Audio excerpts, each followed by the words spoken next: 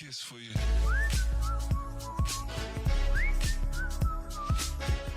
This video's objective and title is very simple. The iPhone 16e, as I've begun to kind of think about it more, is a great value in terms of a phone.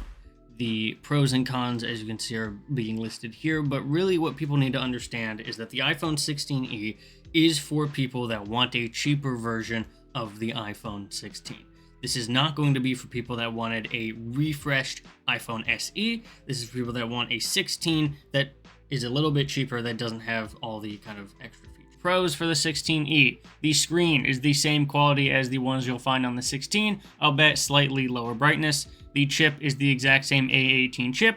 That is very good in every circumstance. It is downclocked slightly, one less GPU core to save battery life. It has the action button that the iPhone 16 has, as the USB-C charging. It has the battery life and battery capacity that the iPhone 16 has, and it has the same amount of base storage. Now, the cons, it has one less camera, so it just has a normal main shooter camera that can double as a zoom. It does not have the ultra-wide camera. It does not have MagSafe connection for magnetic stuff, but it does have wireless charging, very important. You can still wirelessly charge this, and you can still get MagSafe approved cases that you can slap on it if you want MagSafe. It goes back to the older dynamic island situation. So as you can see, the dynamic island is that little hole punch that kind of dynamically shifts and stuff. It's going back to the older notch style. And more importantly, it has Apple's new C1 modem technology. There's a couple things with that modem. It does not allow you to do Wi-Fi 6E, just as a base of how it's constructed. There's also no millimeter wave, which is for 5G. That's not really super important because most people aren't going to be having access to 5G stuff. You can check out my 5G video if you want more explanation on that. There's also no ultra wideband. So unlike some other Apple products where you can do, direct search for things like AirTags, that's not what I clicked on. Very weird. Very odd. Let's not do that. Apple ultra wideband. Okay. Ultra wideband. Very odd. The ultra wideband is a short-range radio technology letting you precise locations of things like AirTags or your AirPods or anything like that. The new modem that they have in the phone here does not let you do that. That's just a limitation of that. I suspect when the 17 comes out that these limitations of this C1 chip will have been, or C1 modem will have been fixed, and that they'll allow these things on the new phones. But this is kind of just a testing ground for that. Overall, if you look at the difference between the pros and cons, and you look at the difference here between the different phones, you'll see that the iPhone 16e is much closer to the 16 than it is to the 15 in terms of advantages. And as you can see, it is $200 cheaper. Both of these start at $128, so this is $200 cheaper for that price. If you compare it to the 16, it is a great value in terms of what you're getting. Still getting that screen, still getting that future-proof chip, still getting that reliable notch design and design in general. You are still getting Apple Intelligence if you care about that. You're still getting a quality 48 megapixel camera with the ability to do telephoto. You're still getting great battery life. All these things are still true of this phone that were not true of the SE3. For $430, when the SE3 happened, which was, isn't available right now, but I can, let's bring it up. I did record footage of the phone before it got, destroyed or whatever. So let's bring that up. Right, this thing, that was $430. It had the old design with the home button. It had a considerably worse screen, considerably worse camera, considerably worse battery life, worse performance for the chip. And so you have all these, it's now a modern design with a modern screen, modern chip. You get that, 5G connectivity that this phone didn't have. You get that better design in the larger size and the screen, and the USB-C charging, right? This was still Lightning. There's a lot of advantages for that price point. This was $480. It was not $430. It was $480 if you wanted the equivalent storage. So you're looking at a $120 upgrade. And with that upgrade, you're getting a better screen, a top-of-the-line chip, you're getting the action button, the USB-C, much better battery life, equal amounts of storage. It is a significant amount of money, but it's also a significant upgrade from the $480 price that this phone was here. It just is. Now, obviously, I can't talk to other things like relating it to what European prices are, but for a value phone, and what it's competing with, which I'll talk about in a second, this is a very good price for this phone, right? For what you're looking for and for what this is capable of, this is a good price. Now, you may say, okay, well, what about all the other options? Let's actually look at that.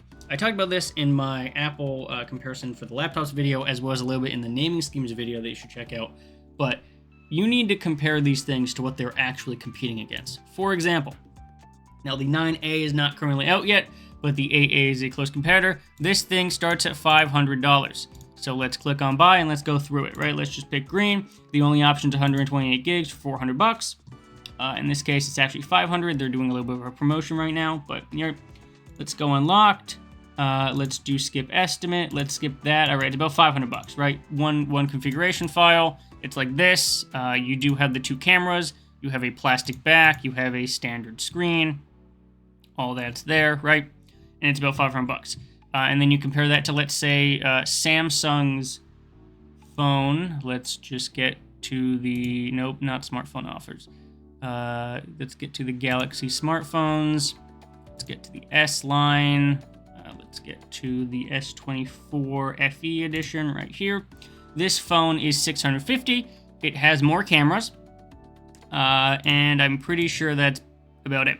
It has more cameras. And it has, technically speaking, a more pleasing design, I guess, if you like the whole punch. But ultimately, that's all the advantage of this phone has, is more cameras. It has a plastic back from what I understand. I think its charging is maybe a little bit better, but it has a worse chip.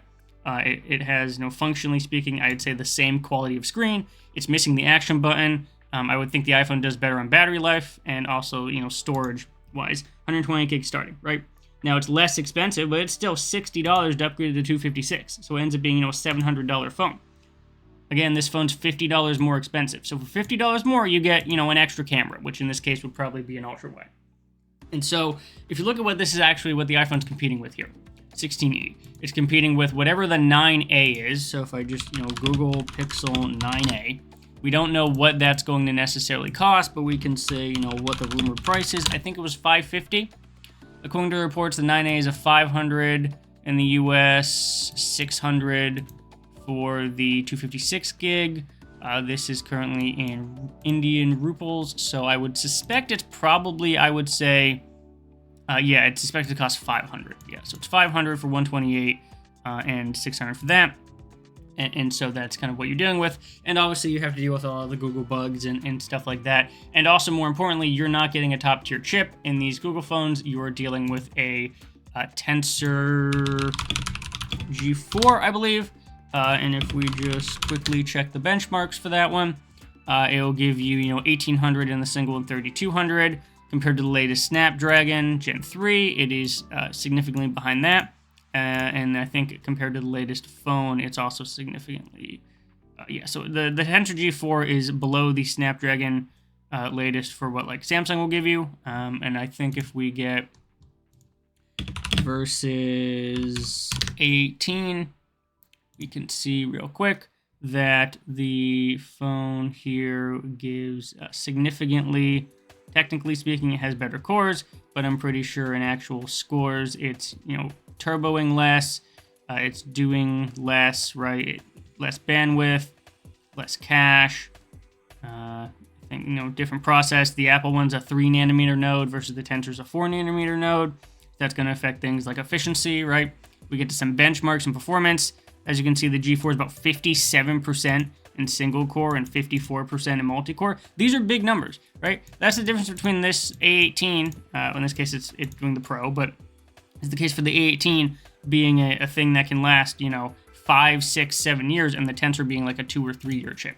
So that is a significant amount of the cost that people kind of just ignore, is the quality of that chip, as well as Apple Intelligence features. The onboard ability of Apple Intelligence is probably the most interesting part of it. Obviously, as I talked about in my video on, the AI assistants, that's not necessarily going to be something that everything's going to be able to take advantage of, but it is very useful that this is on board. I don't have to connect to the internet. I don't have to be locked down by anything like that. This locally assisted software is secure and it's encrypted and it's on my device locally and it can't be basically extrapolated or breached or anything like that. That's a big thing. With all these AI tools, if you're going to use them, you might as well use them in something that's secure. And that does have a cost to it, right? So as you can see, I'll just go through this. It is an extra $100 if you want to do $256, but once again, compared to, the Samsung over here, it's also an extra $60, ends up being actually a little bit more for the 256 model, this one. This is what it's competing with. The Galaxy S24 FE is what the iPhone 16e is competing with, because that is the phone that most likely is going to be in the competition. When you go to, Verizon, for example, when I go to the Verizon store, and I'm going in here, and I'm in the storefront, and I'm talking to people, and I'm like, hey, what should I get? I have $600 to spend. The options for me are the iPhone 16e at 128 gigs, the S24 FE for a little bit more that they'd have to convince me is actually, better. And then you have, the Pixel 8a. But the Pixel 8a has the worst chip, and it has that plastic construction, and it doesn't have as nice software. And so you really have to contend with that. There isn't options, for example, like the Xiaomi Red Note series that may technically be a better value. That is not an option in the US. And obviously a lot of this tends to be US specific because the $600 price of this phone is a US specific pricing of the phone.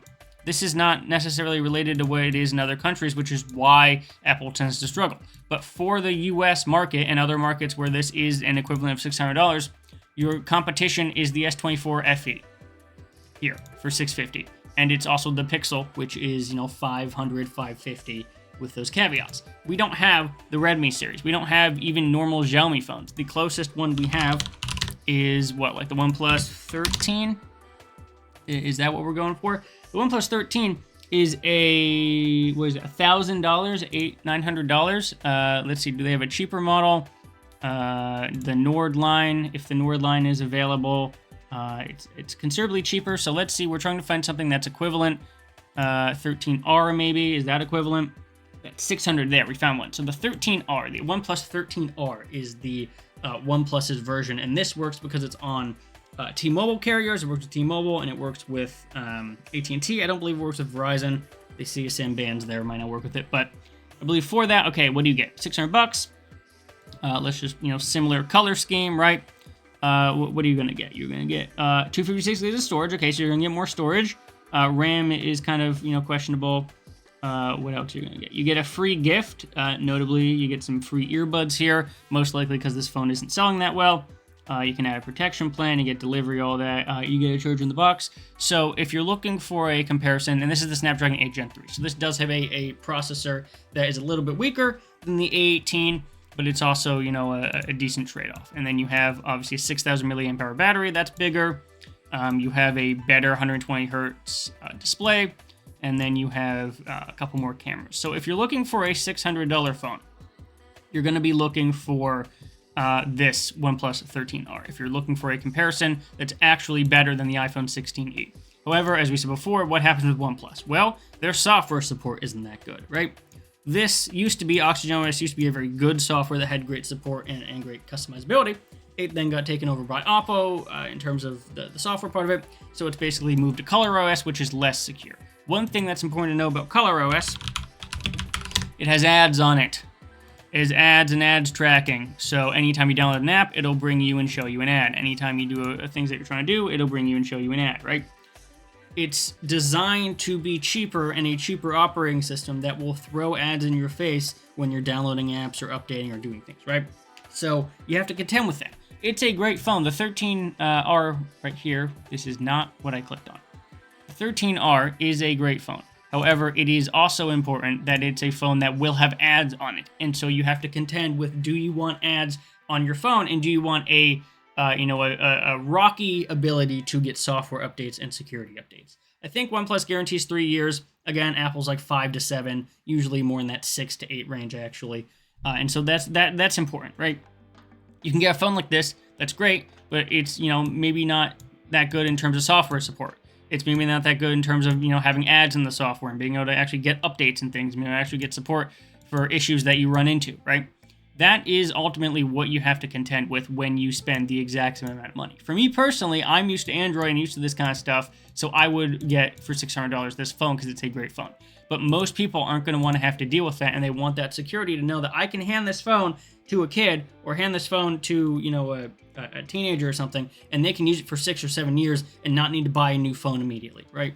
That's kind of the benefit that this kind of phone and Apple generally has, and that's not something you can say about any other phone on the market. So hopefully that kind of made sense. Hopefully I was able to kind of explain that well. I think personally this is a great phone because of those features, and even the competitors that they try and get to, you know, aren't necessarily actually what you think they're competing with. This competes with the S24 FE. It does not compete with the previous generation phone, especially considering, I didn't mention this, but there is no previous generation SE phone available anymore.